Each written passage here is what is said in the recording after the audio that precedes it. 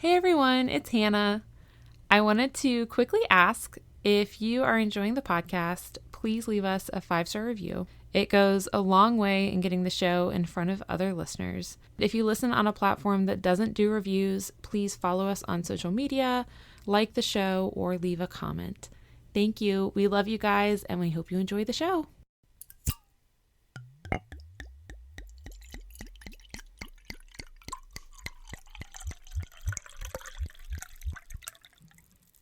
You're listening to The Tales We Tell, a podcast about spooky stories, unsolved mysteries, and local lore.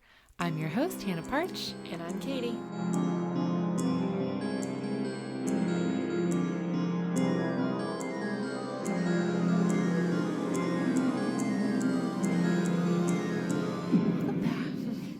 I made the mistake of opening my eyes during that intro and looking directly behind you. I thought you were going to say at me. I'm like, yes, I guess looking at me probably is a mistake. Distractions. I'm just very tired. That's okay. I didn't sleep well at the cabin this week. Oh, that's not good. No. I mean, normally I do not sleep well my first night in a new place. And, it doesn't have to be new, just a place that I haven't slept in a while. Mm-hmm. But a lot of times, more often than not, I sleep okay at the cabin, even on the first night. I slept much better the second night, but still not great. I feel like it would be very quiet and peaceful up there. It is. It's so nice. But it's not necessarily quiet, because you trade out, city noise for nature noise. Yeah. And all the cricket bugs and everything. It is very loud, but it's, soothing loud. Yeah. It's so nice. Sounds nice. What? Plus, we hear cows and roosters. You hear cows? Yeah, we have cows right across the street. Oh. And so, of course, in the morning, Walker was, the cows are usually right there in the pasture right across the road that you could see them. Mm-hmm. They're usually there in the mornings. Because it's colder now, they weren't out first thing in the morning. Mm-hmm. And so Walker is just, standing up there looking out the window going, boo, boo. Because he doesn't moo, he boos. Of course he does. Which is appropriate because it's Halloween time. And they're all ghost cows. Of course. And the whole month of October is Halloween. Yeah. Obviously. For sure. Yeah. Also, I meant to tell you, I almost texted you this, and instead I texted you I Snapchatted you that picture of Frank on the wine bottle staring at me menacingly while I was watching Silence of the Lambs by myself. But you influenced my Halloween costume. Oh, yeah? Yep. We're doing Prohibition era gangster couple. Nice. Which I'm actually really pleased with because it means I get to wear something pretty. Mm-hmm. And, because you've seen every one of my Halloween costumes since Jarek and I have been together. And most often I have been his, sidekick. Accessory. Yeah, I've been his accessory. My favorite one was... when you were the dinosaur and he was the dinosaur trainer. I was going to say when he was Jon Snow and I was Ghost the dog. Yeah. But this year, he told me I could do whatever I wanted, which means I just get to put together the outfits. Mm-hmm. So I've just been Goodwill thrifting, and it just means I get to wear a fun dress and fun lipstick. And my mom, I asked her... some sequins, too. I don't have any sequins. You should get some sequins. I have created a backstory for our characters. That's excellent. Though. And we did watch Public Enemies last night about John Dillinger. Mm-hmm. Excellent. I had a lot of questions about a lot of things, but I got them all answered thanks to Google. I have an embarrassing thing to admit, which I don't know if I want to admit it on here. Let's hear it. Until last night, in my head, J. Edgar Hoover and Herbert Hoover were the same person. I knew that J. Edgar Hoover started the FBI, but I also knew that I was we had our President Hoover, and I was and I knew he was around during the Depression because I remember Hoovervilles were a nickname for shanty towns. Mm-hmm. But then I guess I wasn't aware that the FBI... The only thing I know about him is the dam. Well, that's the only other thing I know about him. But so J. Edgar Hoover shows up in this movie, which takes place in like 33, because I guess that's when the FBI was getting started, which I didn't know. Did he start, or was he just like the first director of it? Or According to this movie, he started it. But I was like, how is he starting the FBI? But also isn't he supposed to be president? And then I looked it up and I was like, oh, they're different. Yep. I was like, that's kind of a weird coincidence. Oh, okay, well, never mind. I guess it's not. I don't think it's that embarrassing, especially if you didn't realize. Is that name? Huh? How common is that name? Well, that's the thing, is if you didn't realize, the first names of, like, if you're like, I know there was a President Hoover, but you didn't know it was Herbert Hoover. Yeah. You just knew President, then I could see how you would think maybe, like, oh, there's this famous Hoover and this famous Hoover. And doesn't it make sense for the president to create the FBI and then for someone who was the head of the FBI? Because I also knew he had been like the head of the FBI. And my assumption was that he was the head of the FBI at one point and then later became president. And so when they were happening around the same time, I was like, this timeline that I've created in my head. I could not tell you the years or even the decade or general when Hoover was in office. Like, that was one of those things that I just never really learned in my history classes, was the presidents, the order of the presidents, or, really anything. And, like, a lot of kids I knew, had to memorize, like, state capitals. Oh. I never had to memorize state capitals. Again, the only reason I know that Hoover was president around the Depression was because of the term Hooverville. Does it make you think of Whoville? It does, but a sadder version of them. Yeah, and definitely not singing around the tree on no. Christmas morning. But also probably without Christmas presents and decorations. Yes, and then any other president that I'm aware of a timeline for is associated with some event in history. So, for example, Teddy Roosevelt, I only know because he's in the Newsies, the musical, the Disney movie version, which I think is like early 1900s.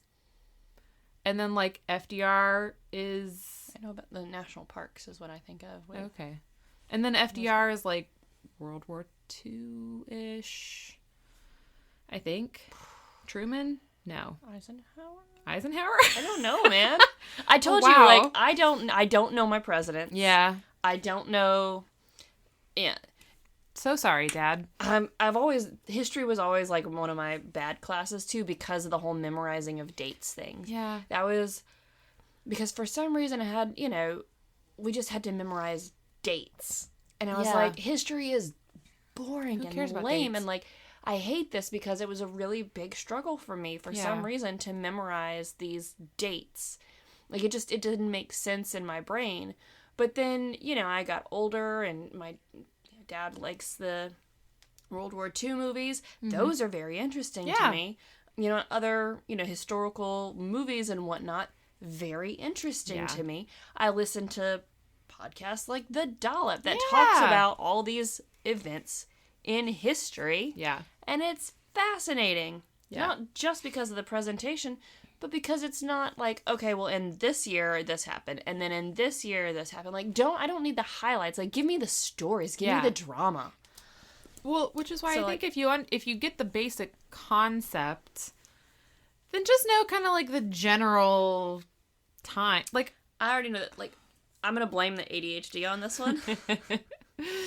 That's okay. Use that as a scapegoat for me, because it might just be my own personal deficiency and not actually a symptom of ADHD. But like my whole time blindness, I'm gonna extend that to include, things in history. Yeah, which is funny because you're really good at remembering dates on this podcast. Short-term working memory versus longer term. Better than I am when I like read them and then 5 lines later I forget what I said. Well, it's because I'm working very hard to keep things straight. Yeah, you're a very good active listener, which I have a hard time with when we switch roles because I mean, not because I don't want to say I don't do it as often, but because I'm so often in this role where I'm trying to convey information and I have it right in front of me. I feel like I should be taking notes when someone else is doing it. So Meanwhile, you're talking at me, and I'm sitting here playing with things and looking off into space. Like, she's not even listening, is she? No. Well, all of that has nothing to do with with what I'm going to talk about. Except it does, actually, because Halloween is this month. And I wanted to bring us back, since I made everyone sit through, 3 weeks of Alcatraz. And I'm trying very hard to make my new personality no one else's problem but my own, and Jarek's, obviously, because he lives with me. So I thought, what can we do for Halloween? Lots of things. Well, I wanted to go back to our roots. So, our very first episode we ever did together, the Katy murders. Mm-hmm. So that was, I don't know if we pitched it this way, but that was the story that inspired the movie that has scared me the most out of all the movies I've ever seen, which is The Strangers. I remember, there was this I remember talking about Darkness Falls. Yes. Okay. With the Tooth Fairy. Do you like scary movies? Have we talked about this? I do, but I'm not big on, like graphic or realistic gore. We talked about this recently, like maybe even last week.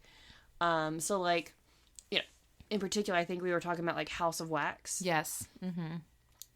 Anything we were talking with, like, about the tendons. Yes. Yep.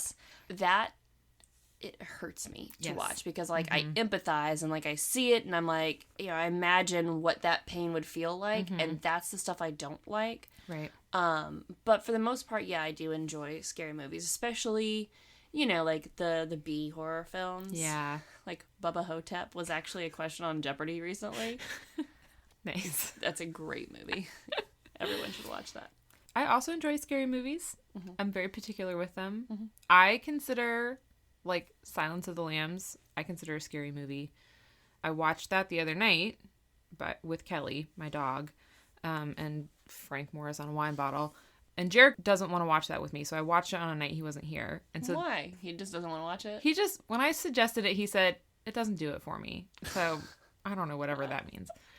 So then the next opportunity that I had to have a movie night without him, I decided to watch, I was going to watch Red Dragon, the prequel, but I couldn't find it streaming, so I decided to watch Hannibal, the sequel. And I realized I had to stop watching it because the scene that I remembered the most, which is the scene where he's got the guys, have you seen it? Mm-mm. Okay, there's a scene where Hannibal Lecter, famously, has... I'm familiar. Okay. He's got this guy and he's cut his skull cap off. So his brain is exposed. And he's, like, anesthetized him somehow, but this guy's awake and talking. And he's talking about how you don't need certain parts of your brain. He picks part of it off and fries it and feeds it to the guy. It's this whole gross, sadistic thing. And he's talking to Clarice the whole time and whatever. And that's the only scene that I remembered from that movie. It's at the very end. You have to get through a lot to get there. And by the time we got to it, I was just like, it was like stomach turning to me at that point. And I was like, I've got to turn it off. I can't watch it anymore. Anyways, big long lead up to what I'm going to present to you, which hopefully is going to be the series for the month, which is true stories behind scary movies. I like it. Okay. So, I am here for this. This is a series I think we can all get behind. I enjoyed Alcatraz. It was something I didn't know I wanted to know about. Yes. But let's move on. Yes. Until we get to a bonus episode. Yeah. Which I'm trying to give some space for. I promise. Okay. So Jarek has seen this movie. I have not seen this movie. Have you seen The Hills Have Eyes? No, I have not. Okay. Based on what you said, I was like, I feel like you wouldn't have seen it. I feel like we're on the same stage with that. All right. I do like, like hauntings and like, yeah. I kind of like the jump scares and the build-ups. And those I can kind of like watch on my own and stuff. And I remember the first time I watched Saw, I was home alone. And so what I did was I watched it earlier during the day. And so it was still light out. Yeah. And I would pause it after a little while. Like, it wasn't like a super tense part. I would just kind of pause it and be like, I'm going to go palate cleanser. I'm going to go, get some cookies or something. Yeah. Or I'm going to go fold that pile of laundry over there. And just kind of like, let my, senses kind of mellow or whatever. Yeah. So the first one's not. It's not as bad to get through. Mm-mm. Well, yeah. So I have not watched this. I really thought about watching it before we got to this, and then I couldn't make myself do it. Jarek's seen it though, and I read the synopsis. Mm-hmm. And I'm specifically going to be talking about the remake, which came out in 2006. It's a Wes Craven picture. It's based off his 1977 film of the same name and plot. Exact same. It's the same movie. Yeah. It's just like doing it again, but with better effects. Yes. And I think the 77 one probably got better reviews for some reason. Anyways, this one made $70 million at the box office, so... Okay, the plot, loosely, is this, because I will not go into the details. Retired detective Bob Carter, who I'm told, and I did not verify because I forgot to until this second, I'm told is the same actor. This is a dumb thing for me to shoot off in the podcast without verifying. I'm told is the same actor who played Buffalo Bill in Silence of the Lambs. Speaking of movies that I watched this week. All right. You want to verify for me? I'll verify. You Great. Keep talking. Okay, so retired detective Bob Carter and his family are driving from Cleveland, Ohio to San Diego, California. What a drive. I don't know why you do that. On their way, they get stranded in the New Mexico desert by a hidden spike strip. It is the same thing. No, I'm just, you were looking at me. I was like, yes, I'm familiar with what you're talking about. So the hidden spike strip is a deliberate trap. And while they're stuck there, they get terrorized by a family of hill people who are called mutants. And I have feelings about calling them that, so I don't know. But these are the names of the hill people family. There's Papa Jupiter, Big Mama, Goggle, Pluto, Lizard, Cyst, and Ruby. Which Ruby seems like a very normal name to be in that family. All of these people are suffering from various deformities and or birth defects, ? And this is apparently due to nuclear testing in the area. Oh, yeah, it's the same guy. Big Bob Carter, yeah. Okay, great. Played James Gum. Sure. That's the character from Silence of the Lambs. Oh, yes. So at first my issue was, you said Bob Carter. Mm-hmm. Bobby Carter comes up. That's the son. And I was like, oh, that's him. And I was like, wait a second. He looks really familiar. And then I click on the IMDb and Easy A comes up and I'm like, yeah, that's who I thought, but there's no way. You're like, he's too young to be a retired detective. Yeah. I forgot about that part. See, I pick and choose what details I'm going to let stick. That's okay. Okay, so... they're stranded in the desert. Yes. There's people with funny names and they all have deformities. Yes. And this is... nuclear radiation style deformities. Like Chernobyl-esque. Yes. However, I was always led to believe that this was also from inbreeding. Yes. Mm-hmm. Okay. Thank you. Okay. So they are terrorized by this family. When you're talking about like scary hill people, then most people's brain probably go to incest and inbreeding. So much killing and gore ensues. One dog dies, which we don't love. According to the graphic novel, The Hills Have Eyes, The Beginning, which came out a year later, which apparently gives backstory on them. The mutants, which again, I don't love calling them that. That is the name that was given. So they have made a deal with a guy named Jeb, who runs the gas station that's like, I guess, just outside of town. So the deal is that Jeb would trick people who were coming through the area into driving through the nuclear testing area so that this family could trap and kill and eat them. And in exchange, they would give Jeb any valuables that they took off of the victims. And I asked Jarek. I think he's the real villain of this story. For real. Like, not so much the murderers / cannibals, but... Yeah. I think he dies in it. I don't know. I asked Jarek because the plot synopsis did not say this anywhere. I don't think any actual cannibalism takes place. Like, I don't think cannibalism takes place, and I don't think they actually mention incest or, like, inbreeding. Mm-hmm. I think it's all implied. But apparently it is based on, like, a legend that is very much, like, revolves around inbreeding and cannibalism. Fun. Yes. Okay, so Wes Craven, I guess, heard this story. And that is the story of legendary Scottish figure Alexander, I'm going to say Shawnee is the nickname, Bean. Shawnee is spelled S... Like Sean Bean? Yeah, I know, right? Oh, God. Well, Shawnee is spelled Sawney. So it looks like Sawney. Mm-hmm. But for some reason, I feel like the Scottish would pronounce that Shawnee. Sawney? Yes. Let's ask. Let's ask. Sawney. I don't know about that one. Let's try again. Are you sure, Google? Sawney.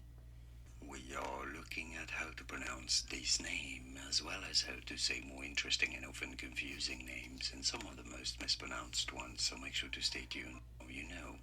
More videos here, and often confusing names, and some of the most mispronounced ones, so make sure to stay tuned for those. How do you say it?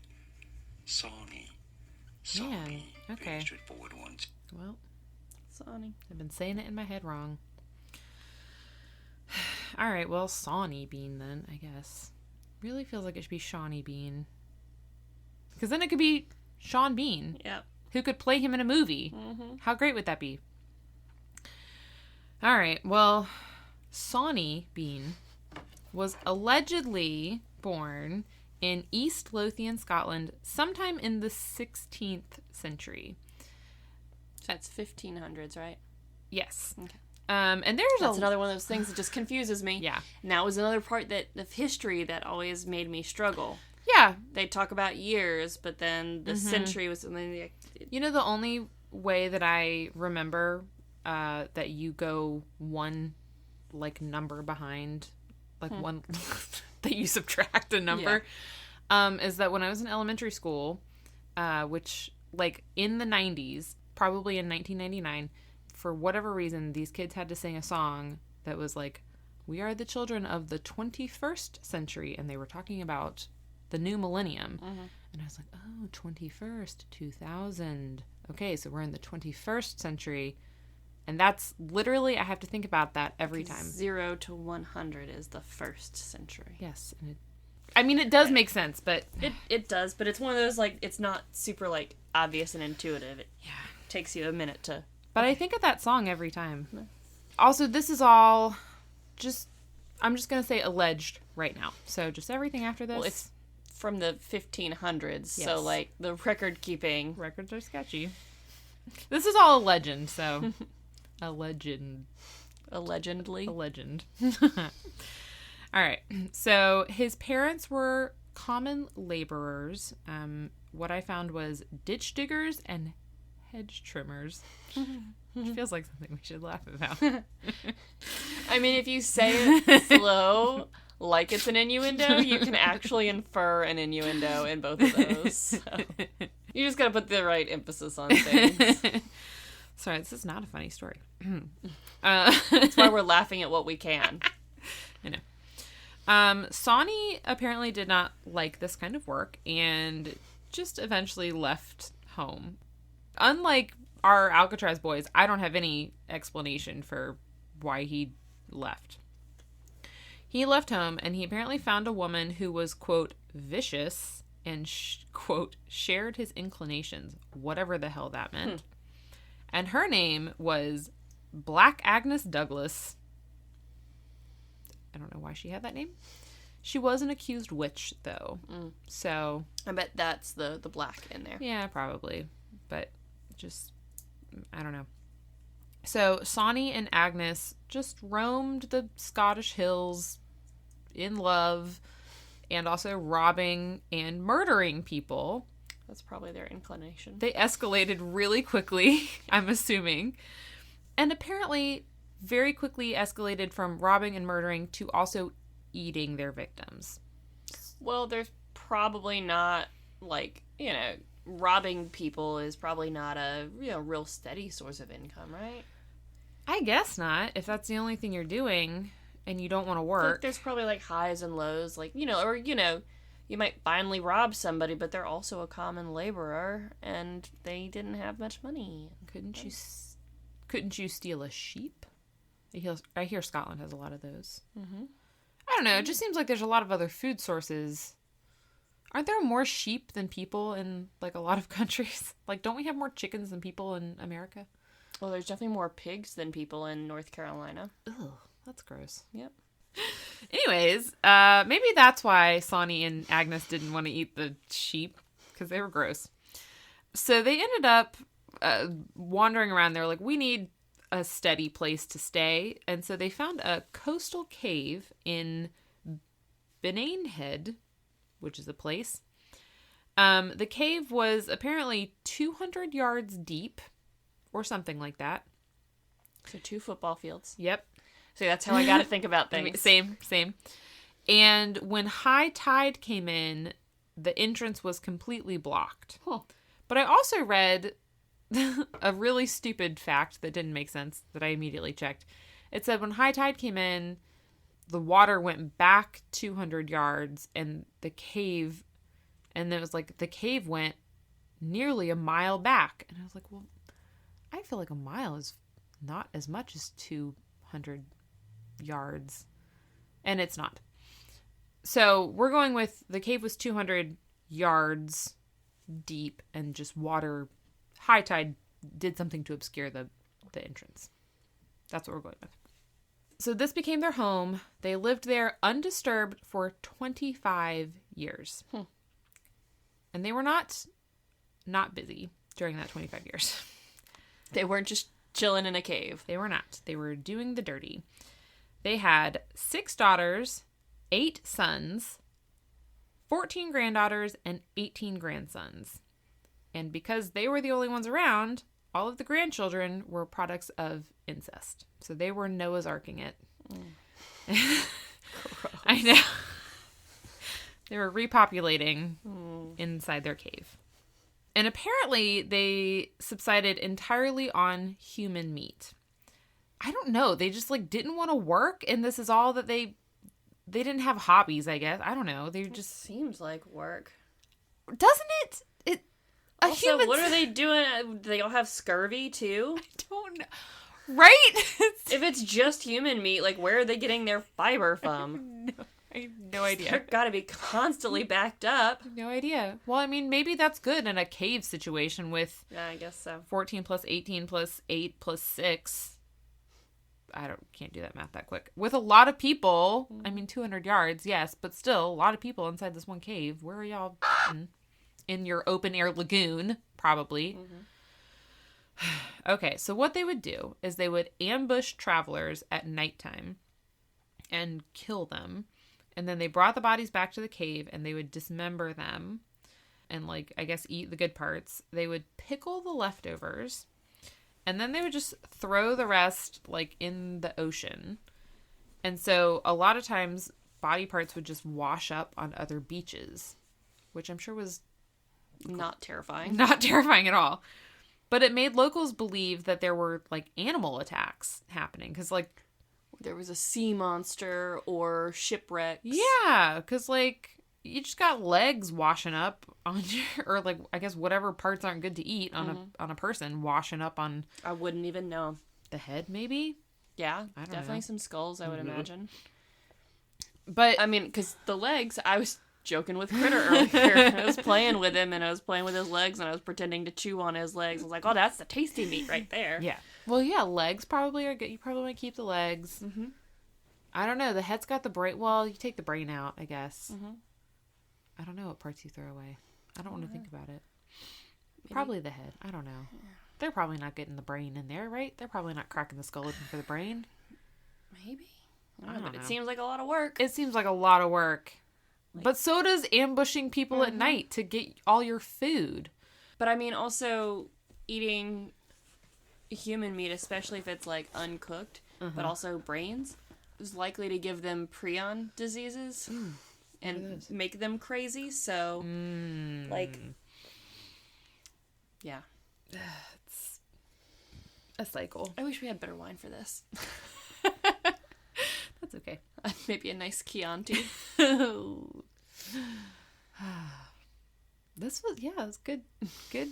I didn't even make that connection that I watched that movie. I was just talking about my week. I almost said the fava beans, but I figured the Chianti would be enough. Yeah, Chianti. He says it wrong in the movie, you know. He says Chianti. Almost flawless performance. Almost flawless if it weren't for that one part. So locals did eventually begin to notice that a bunch of people were disappearing. Because how could you not? You're feeding, I don't know, 40 people? That's my guess. Do you want me to say the numbers again? 18. I'm not ready Oh, yet. okay. All right. 18 grandsons, 14 granddaughters, plus 8 sons, plus 6 daughters, plus 2 parents. It's 48. Oh, I was close. Okay, so 50-ish people. Yeah. So you're feeding... You got a lot of mouths. You have a lot of people to feed. A lot of people are disappearing because you're feeding 50 people every night. And several search parties took place to try and figure out what was causing these disappearances. But because the Bean Clan, as they were called, as by no one, I guess, because they hunted at night and because they... Night beans. Forget the hills have eyes. The night has beans. I wish someone made a movie of this. No, I don't. It's gross. I guess they just stayed in their cave like all day. They're like, not only are they like hill people, but they're also like the cave people from the descent. Caves are dark. Uh-huh. Outside is daytime is light. You know, instead of having your eyes have to like readjust back and forth. True. You know, just stay in the darkness forever. Oh, I bet they were pale. Also, again, with the prion diseases and other things, it probably, you know, did impact their eyesight. It might make them sensitive to the light, too. True. They stayed inside all day. And also, this cave, I guess, was really hard to find and, like, didn't look inhabitable. Anyways, so it took a long time to, like, no one really suspected that there was a group of 48 people living in a cave. Why would you? Why would you think that? The cave was, like, someone stumbled upon it. Like, one of the search parties stumbled upon it at some point. But they were like, nothing lives in there. Let's ignore that. Why would we look in there? It's a flooded cave. Certainly there's not a clan of 48 cannibals in there. Let's move on. We're looking for a lion or something. I don't know. Incestuous cannibals too. Like that's the part that's like really sticking with me. Yeah. Like, not even the cannibalism. I'm just kind of like, you know, that's par for the course on this podcast, you know. But the incest is the brothers and sisters are not doing it. every time you mention, well, also it's not just brothers and sisters. I guarantee. It's the fathers and daughters, the mothers and sons. It's not good. It's not a lot. Not good. Not a lot of good stuff is happening in the cave. Probably nothing good is happening in the cave. Local innkeepers were often suspected of crimes because they were the last people to see the victims alive. And unfortunately, several people were wrongly accused and hanged for murders that they couldn't prove, or for like disappearances. I don't know. They needed someone to blame, as we do as a society, and They blamed who they could. Well, it's better than blaming, the boogeyman. Or witches. Oh, yeah. I mean, in theory, except it's not, because then you have murdered someone. Okay. Yes, but what I mean is they're making reasonable yes accusations. Yes. They're like, well, yes. It's got to be these real life people. Yes. Not, witches or this imaginary monster creature. Yeah. Like, they're not making up fanciful accusations. That's true. Although they're wrong and without proof, and people shouldn't be put to death without proof. Yeah. Although a fanciful accusation, like a beast of Gévaudan, probably is not as far off from what was really going on from the beans, from like a cannibalistic clan of pale, sightless people, cave people. Probably less terrifying. If you saw. Yeah, I would much rather run into a werewolf yeah. than these people. Yeah, same.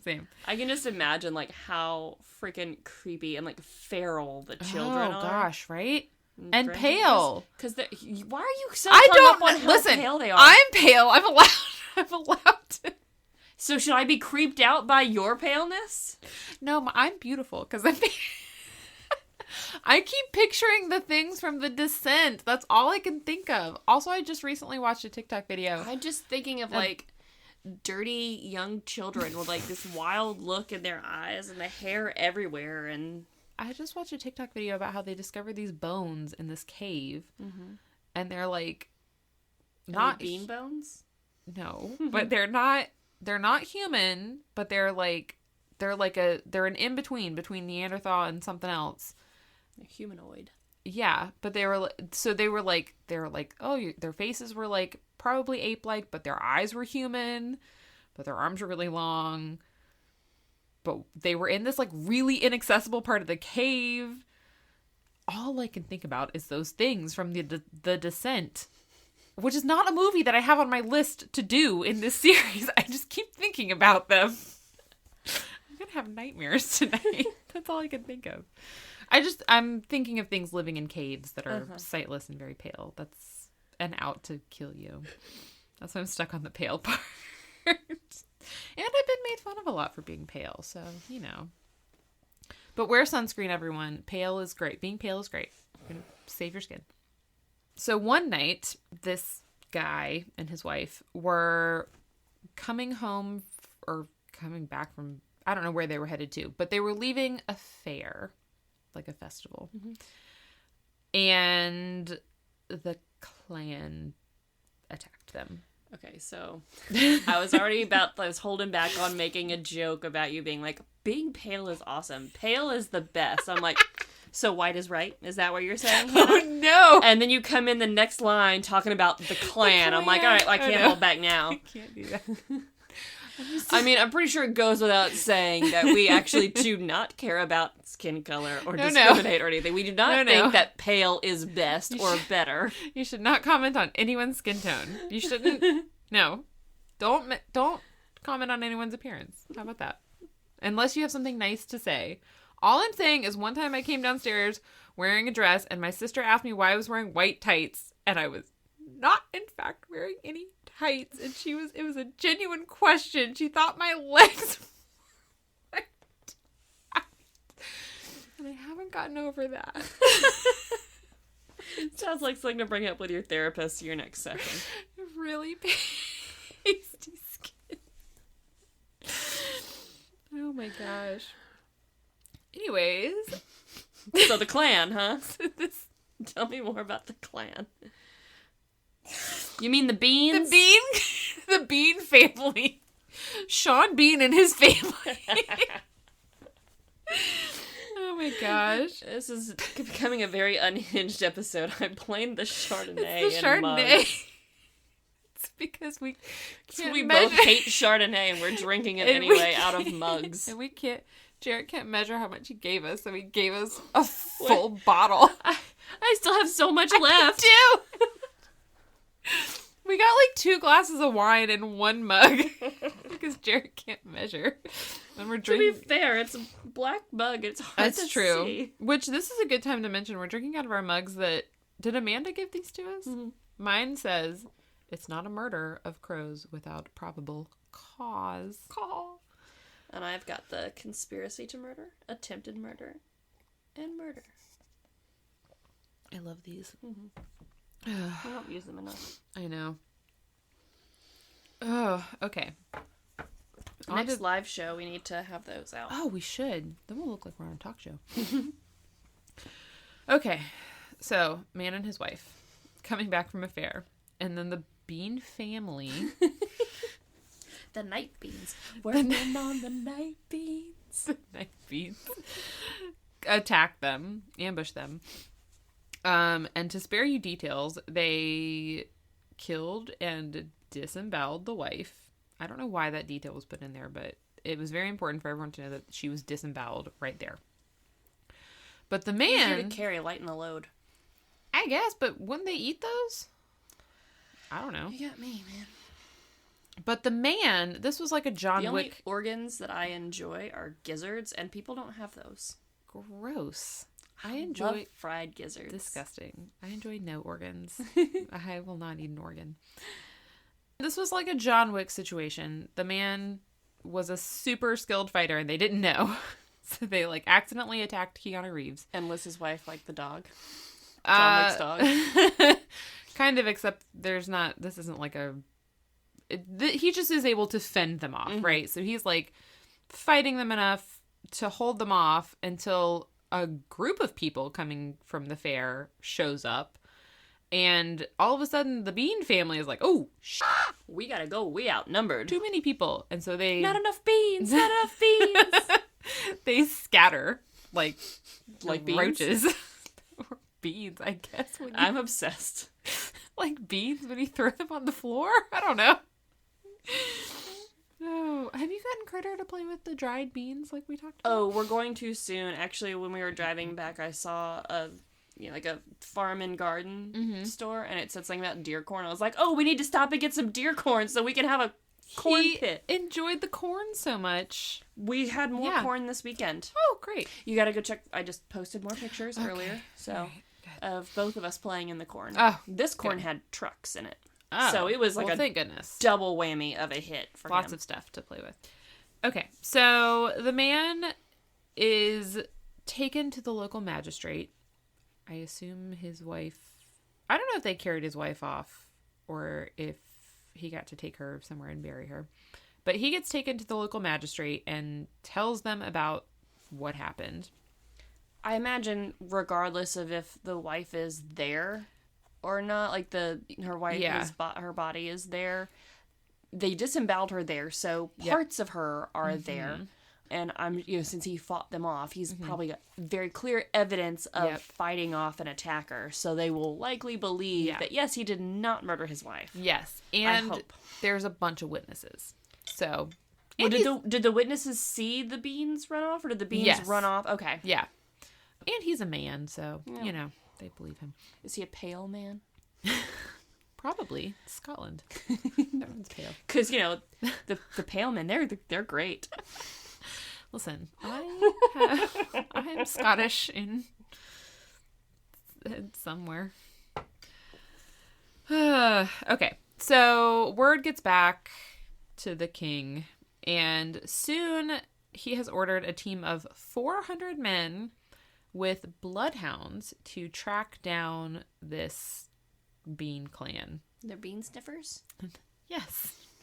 And thanks to some very good dogs... Bean sniffers. Bean sniffers. They found the bean cave. And they go inside. And I would not want to see that. And they find 48 beans, I guess. Also, just a ton of human remains. Just everywhere. I imagine that also the numbers of children, those were the living children. I imagine that they were probably some that died in infancy. Yeah. Probably a lot, honestly. Yeah. There were probably some, that died in childbirth. Mm-hmm. Either the mother is dying in childbirth or even the infants too. Just because they're living in a cave. Yeah, I'm sure that there was probably a lot of illness and child death. Yeah. Not a lot of...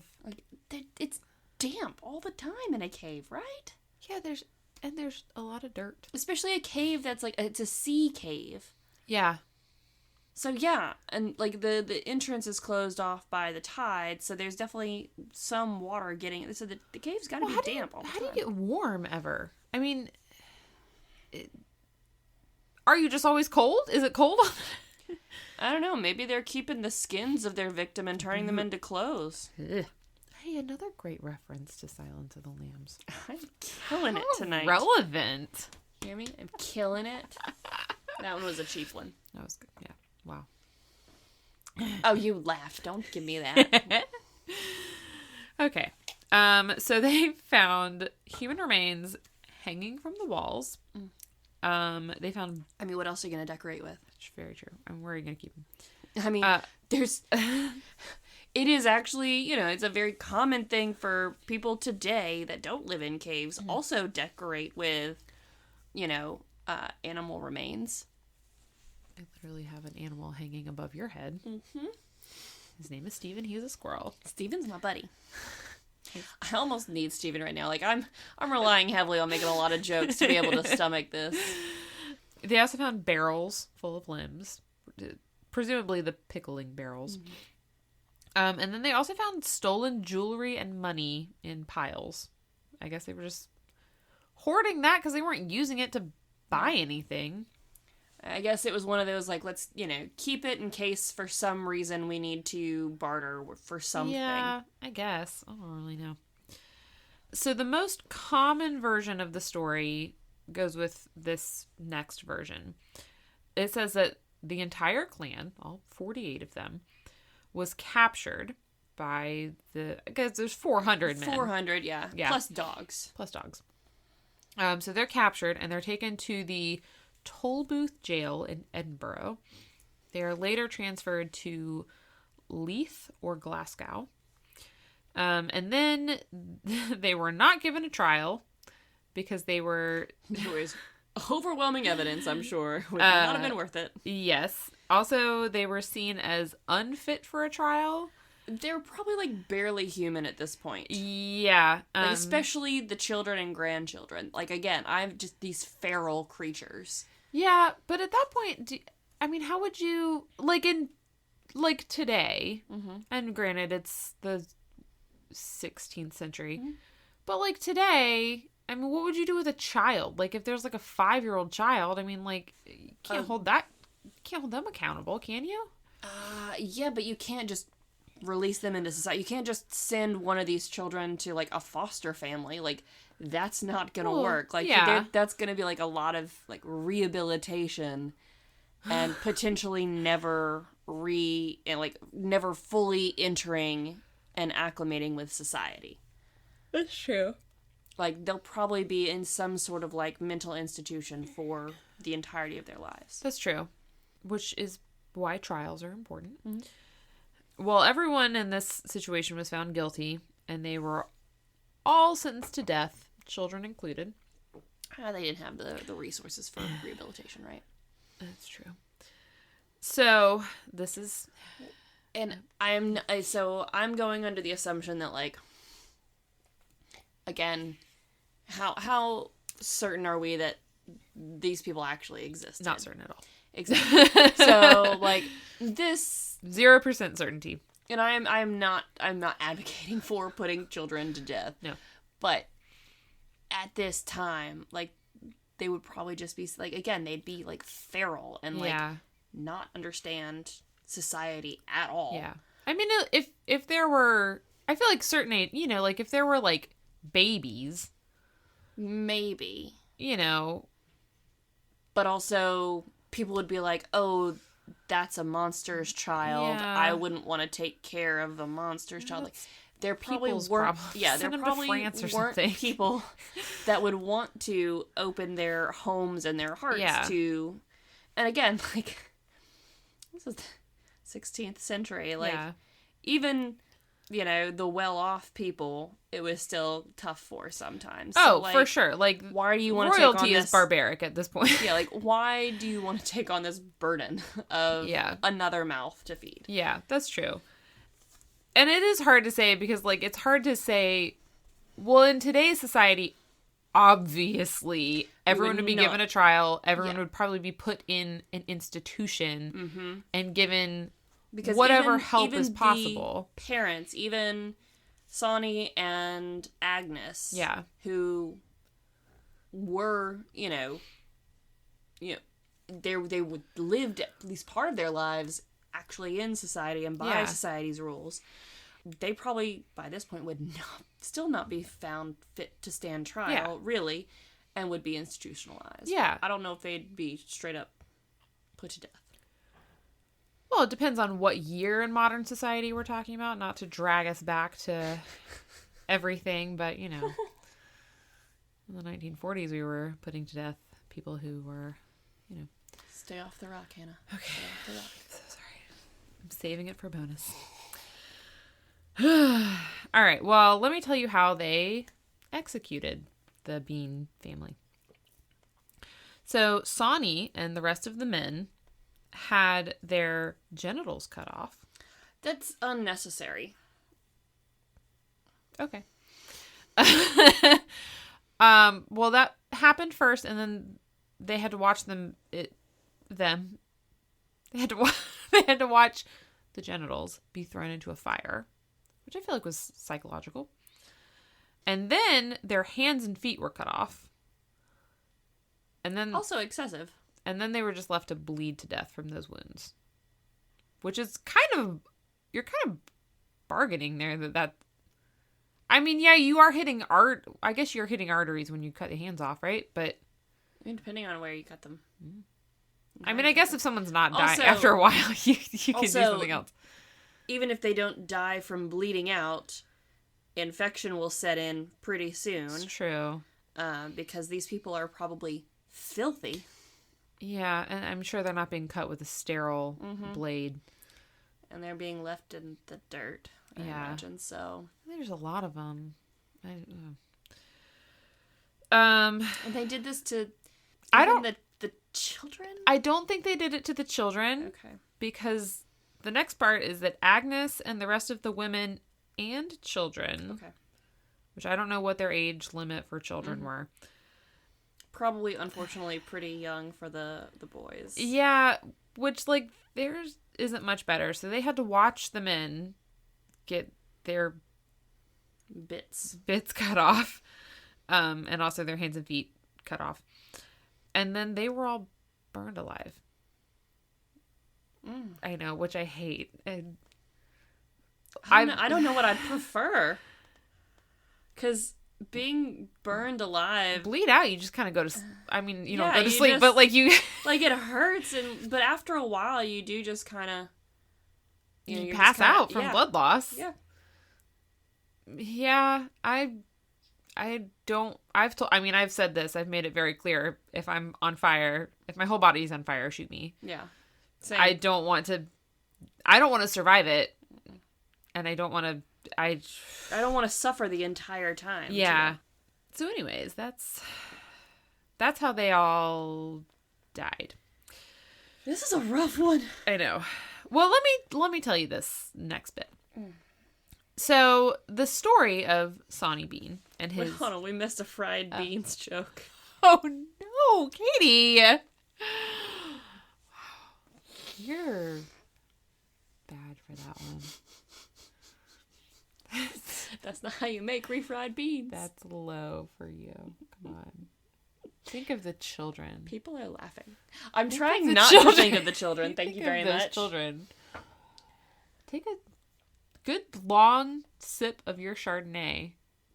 As No, because punishment we already for that joke. still call the critter the little bean sometimes. Because, when he was, That's what we called my oldest nephew when he was in my sister's belly. Yeah, they're beans. And they're then little beans. And then the next one was bean sprout. Cute. When we had our first ultrasound, the tech went to go write baby on the screen, but she accidentally hit the N first, so it said navy. And so it's our little navy bean. Navy bean. We'll call him a navy bean. I thought like a navy bean, but navy bean. I thought it was just because all babies look like beans at first on ultrasounds. Yeah, they do. That's why it's a very common thing for people to call them beans. Look like little lima beans. Okay. So the story of Sawney Bean and his cannibalistic inbred family first appeared in print around 1700 in a pamphlet in Carlisle, England. So 200 some odd years. Yeah. So After. a while, which I'm getting real like Bible class vibes right now. These pamphlets apparently favored gory and sensationalized stories because they sold better. And so because of this, the Sawney Bean story was extremely popular and was soon seen in other publications, eventually showing up in London.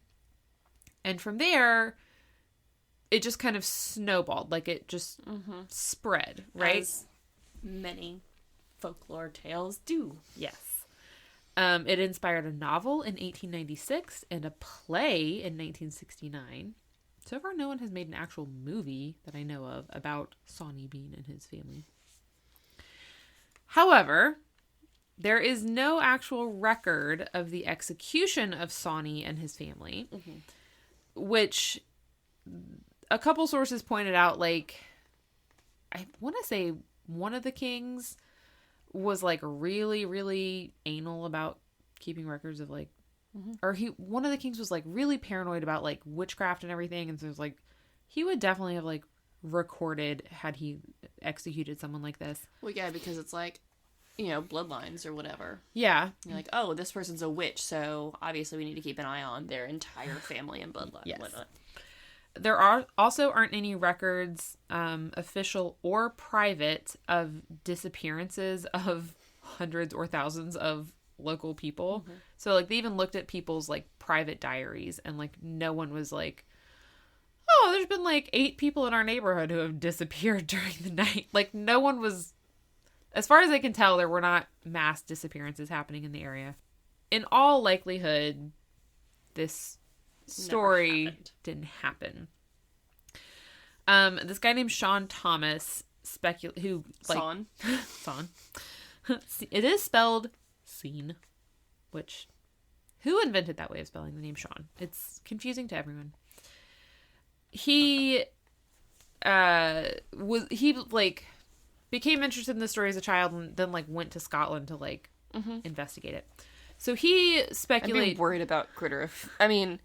I guess worried, but maybe not really surprised if he was like, I'm fascinated by this story as like a 7-year-old. I'd be like, yeah, that's concerning, but also not surprising. Someone gave this kid like a book or something. I don't know. I'll give Critter some cool books. I've got some cool ones on Alcatraz you can have. If you can find an Alcatraz board book, we will take it. There's several like children's books. I have to vet them to see how accurate they are, though. So if they're not, I will write my own. Make it a flat book. He loves those. What are flat books? They have the flap on. Oh, flap. I thought you said flat. I was like, what the hell is that? Like a piece of paper? So this guy speculates on like why the fuck someone would make up a story like this, which is so awful. If there wasn't, what's the cautionary tale here? Yes, if there's not like some kernel of truth to it. Or a lesson. Yes. So this is a quote from him. The story somehow satisfies a deep psychological hunger for such horrors. In this view, humans share a dark and morbid obsession with murder, cannibalism, and sexualized torture, and therefore we keep on coming up with similar horror stories based on these themes, the ones that frighten and intrigue us the most. I mean, just look at all horror films today, too. I mean, like, just all of them. It's like, and like, I mean, you can look at the popularity of like podcasts like this one. I mean, like, why?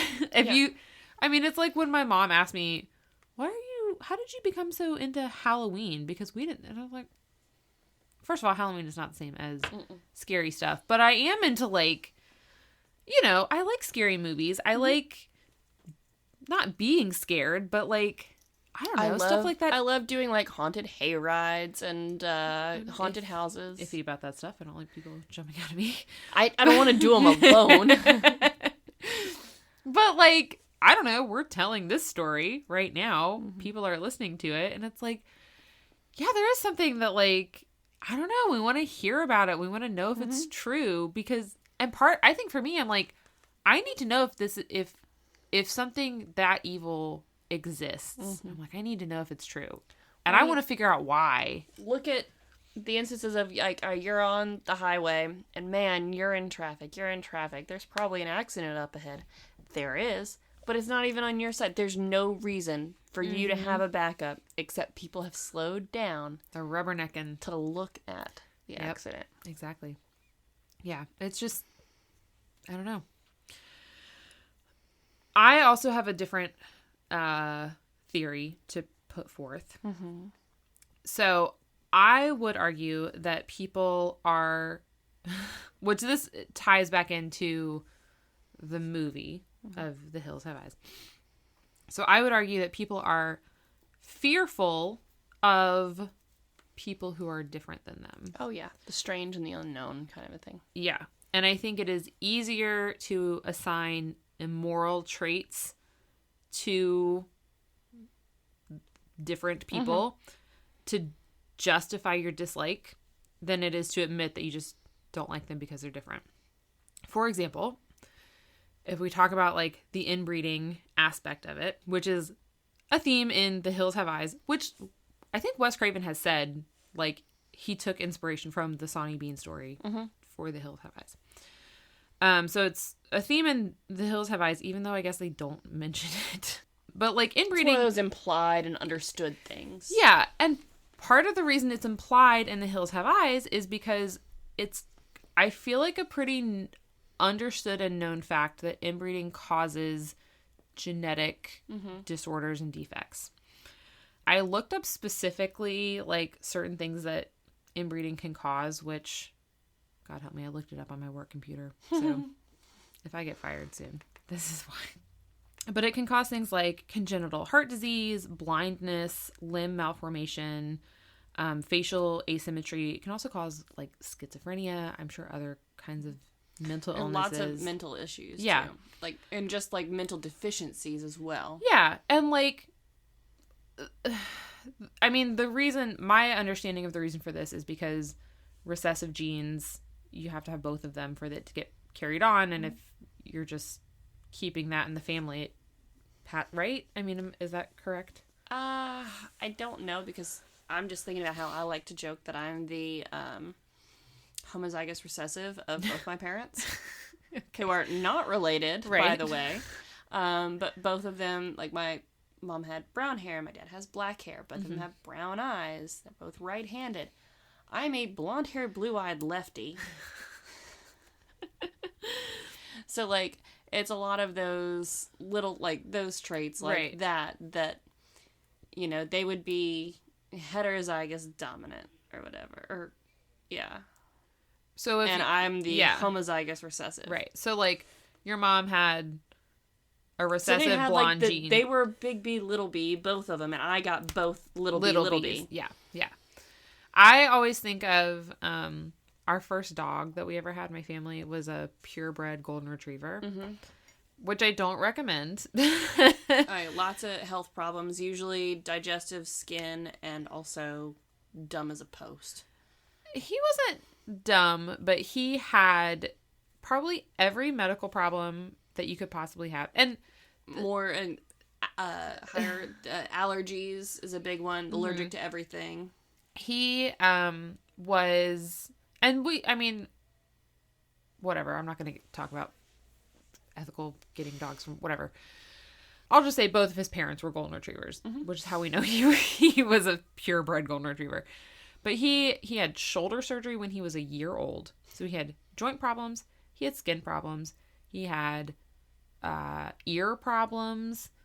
I think he had eye problems. He eventually ended up getting cancer. He died when he was 11, which I feel like is pretty young for a dog. But he had like every problem in the book. And a lot of that, my understanding, is because a lot of times with purebred dogs, those problems kind of just stay within the family. Like, I mean, it's how you get certain breeds, you know, like pugs. It's how you create those breeds, but it's also how a lot of times purebreds end up with problems, whereas, you know, a mutt has just a mix of all sorts of things and you're not getting both parents who have a hip dysplasia, and now your 1-year-old dog also has hip dysplasia and whatever. So anyways, back to humans.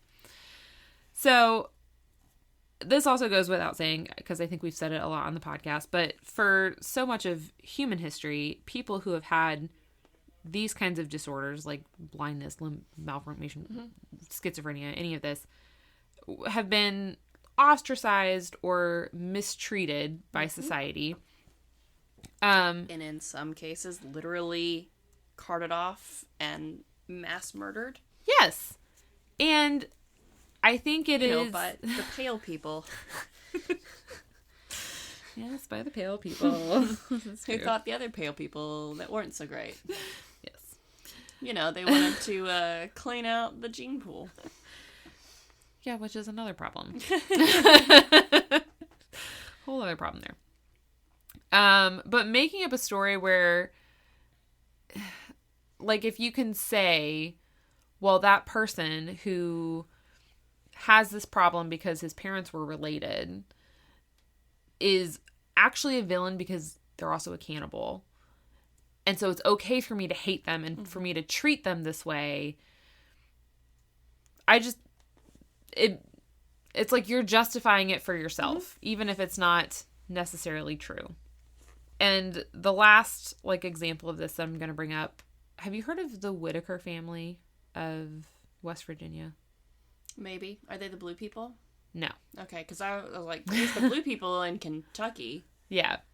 The Whitaker family, sometimes they are called America's most inbred family. I probably have heard of them because I know that. Okay. Yeah. So they were first filmed by Mark Leta, he found them while he was doing a project for a book that he was making, where he was photographing interesting people in America. And I want to say the book is called Created Equal or something. It was made with, like, good intentions from all I could tell. And he found this family out in odd West Virginia. And actually, he said when he first found them and approached them, their neighbors, like, almost shot him because they have extremely protective neighbors, which I think is amazing. Their neighbors just, like, will not let outsiders come and bother them. So they're keeping them inbred then, because they're not allowing any gentleman callers to come in and mix things up, huh? True, but, like, I mean, and he said once he explained to the neighbors, like, what he was there to do, they let him, but he was like, their neighbors are very protective. Don't try to go, you know, bother them. Yeah. But with this family, the parents, so it's siblings that are living together at this point, and all the siblings they're elderly. But their parents were double cousins, which... I've had this explained to me before, and it still didn't fully make sense. But, like, I get the general of how it works. My understanding is that they have the same set of grandparents, or both sets of grandparents are the same for them. So they're cousins, and their fathers, so their parents' dads were also identical twins. So, which also, I mean, identical twins share DNA. Yeah. Like, same DNA. So, like... So, you could essentially... Yeah, so, like, that's kind of extra. So, like, if, you know, your parent has an identical twin, your aunt or uncle, I mean, genetically could be your father or mother. Yes. Yeah. And so, like, your cousin is basically like a half sibling. Yeah. Yeah. If you look at it genetically. Yeah. Yeah. So, like, imagine your dad has an identical twin brother. Mm-hmm.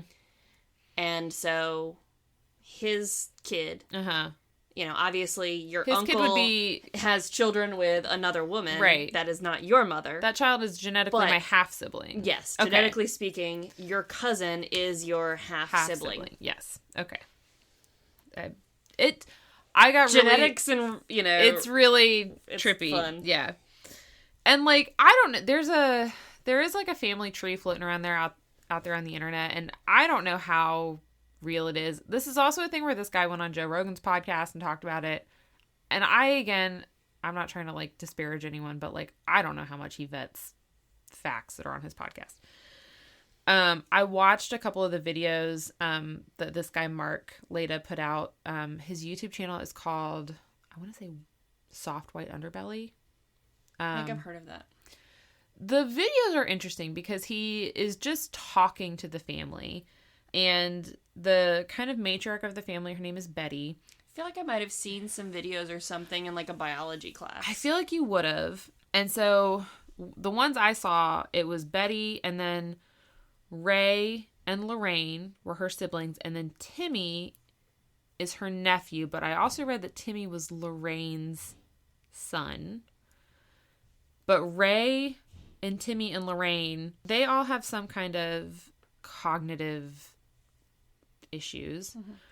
Ray can't talk at all. He communicates only through, like, grunting sounds. Timmy and Lorraine, it didn't say that they, like, the Wikipedia page does not say that they cannot talk, but in the video, when they speak, I could not understand what they were saying. To me, it was unintelligible, but so there are mental things happening, and this guy Mark asks, he talks to Betty about it and says, like, you know, do you think this is because your parents were related? And she was like, no, I don't think so. And he mentions, you know, like, maybe there's some other, like, an environmental factor. But one thing that stuck out to me about them was, and they show these pictures that he took, which are beautiful, and I should have printed out one for you so you had something in the dossier. For shame. I know. But one thing that I thought about, because this family also, they're living out in, like, middle BFE. Yes. And literally in West Virginia, which is about as... Yeah, that's hill people. Yes. That's hill people country. But they're living in this trailer in, like, absolute squalor. I mean, and this guy also had, like, after his first visit with them, he raised... A little bit better than a sea cave. Yeah. Maybe. Basically. And after his first visit with them, he did a GoFundMe and he raised, like, $30,000 for them. And he asked them, he's like, what did you guys use the money for?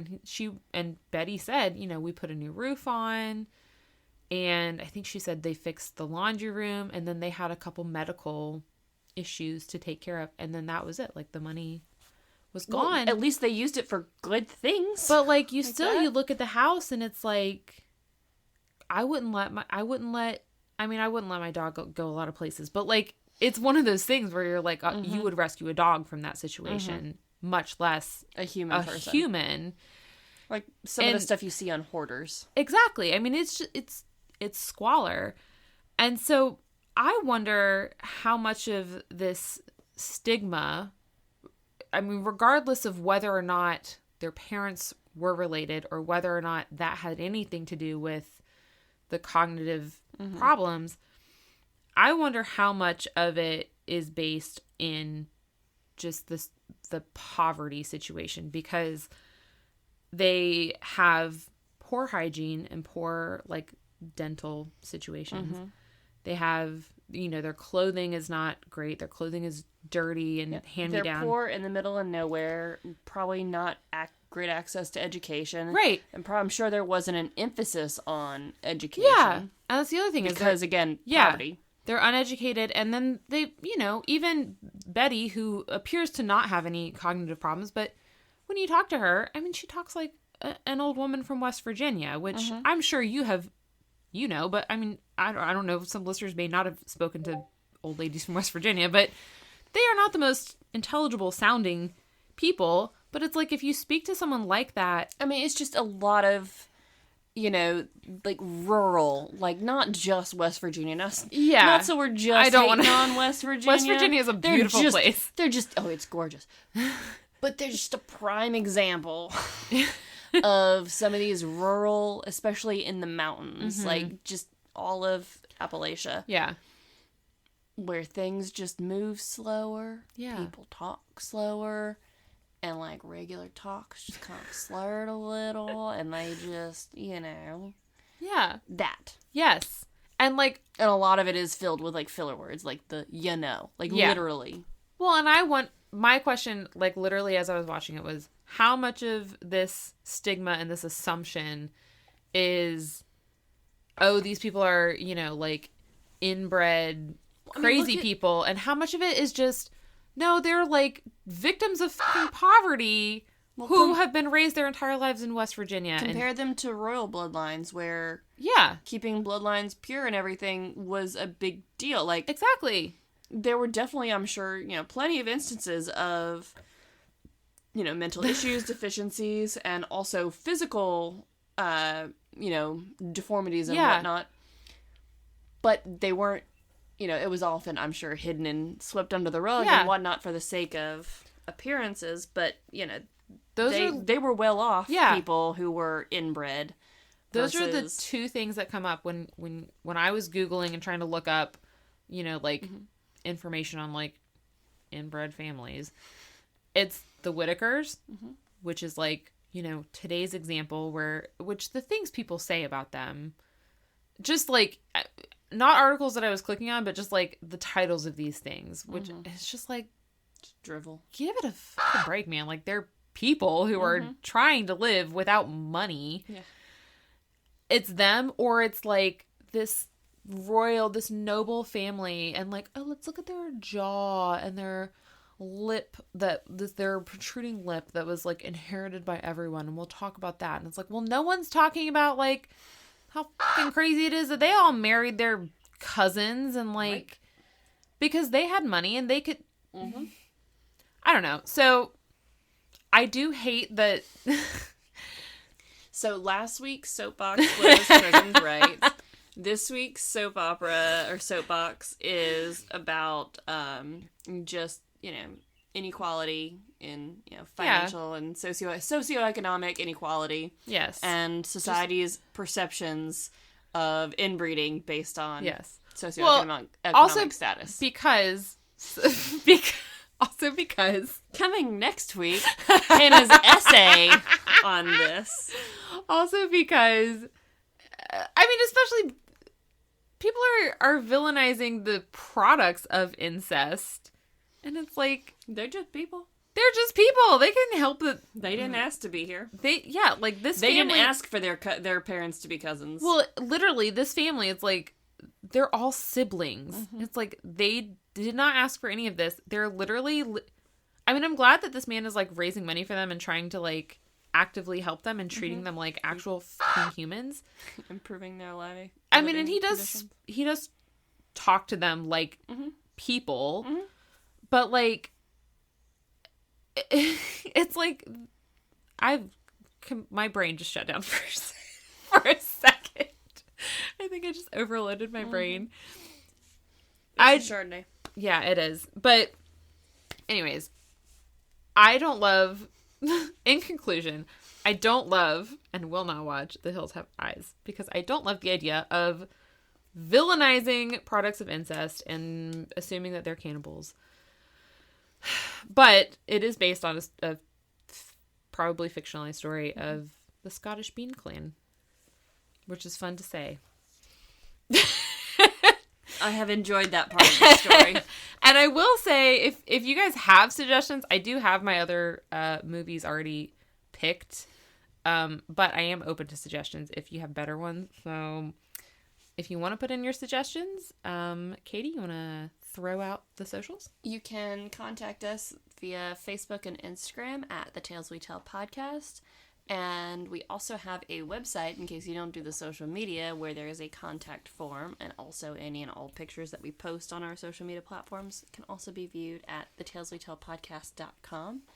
And if you want to support us and get yourself some sweet, sweet swag, you can check out our Redbubble store, search The Tales We Tell, and you can also become patrons at patreon.com, search The Tales We Tell. You get early access, commercial-free listening, sometimes some bonus content. I believe there's Alcatraz-flavored stuff coming along. Hell yeah, there is.